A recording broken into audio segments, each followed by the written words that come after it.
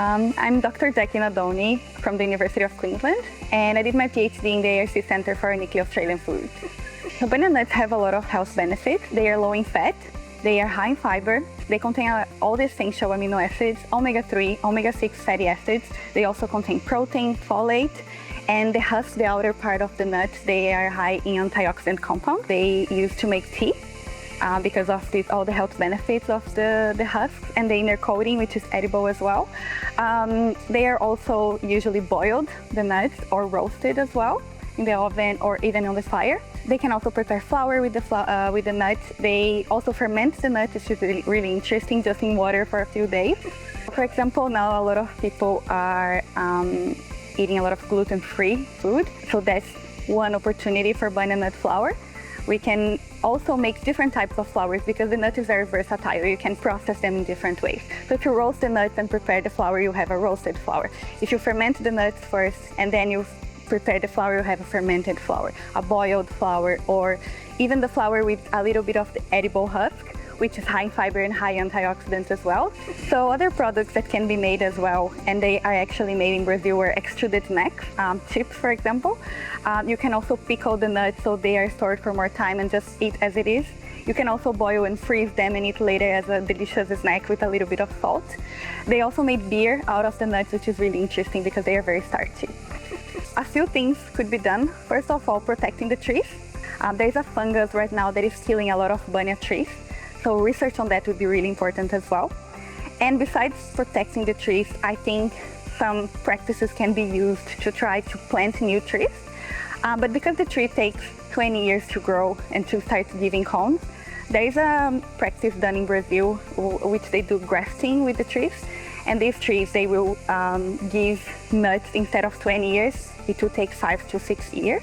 They are smaller as well, we don't need to climb or wait for the cones to drop.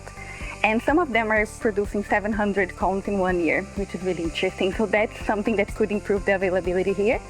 And also increasing awareness of people of what the nut is, how it's used, and all the health benefits as well. So people would be more interested, and then research could be done and business can start opening.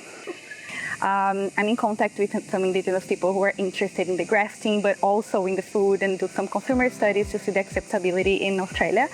Also, we have the Olympics coming in like 8-9 years. So I think it would be really interesting to showcase these indigenous foods and show all the potential that they have to the world.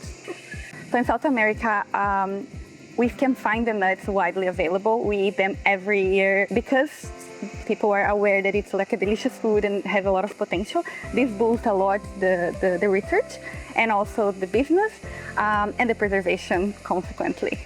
My name's Shannon Bounds. I'm Cultural Services Coordinator from Bunya People's Aboriginal Corporation and traditional owner, yeah. So the bunya is extremely significant to not only the traditional owners but all the visitors who used to converge here for thousands of years. It was the largest known gathering in the whole of the continent of Australia pre-colonial times. So all our visitors have their own bunya story as well, and they come from hundreds of kilometres in all different directions to participate in what was called the bunya bunya or bunya bunya. They'd send the delegates, and people would partake not only in just the nut, not just because it's a good place to have feed, but we also served other purposes. So we'd also delegate marriage, settle disputes, participate in ceremonies, share songs and stories and things like that. They're thought to live up to about 800 years, and they're a very ancient plant too. They've been around since the Jurassic period.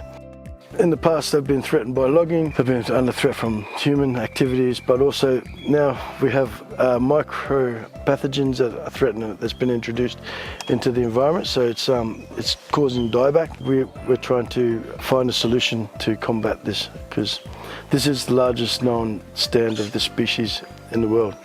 Creating an industry would not only do a couple of things, so it'd ensure the survival of the species, but also it'll create an industry for people to be able to share what this mountain's always been about, sharing. There's a lot of pride in this tree, so we'd definitely not want to lose it.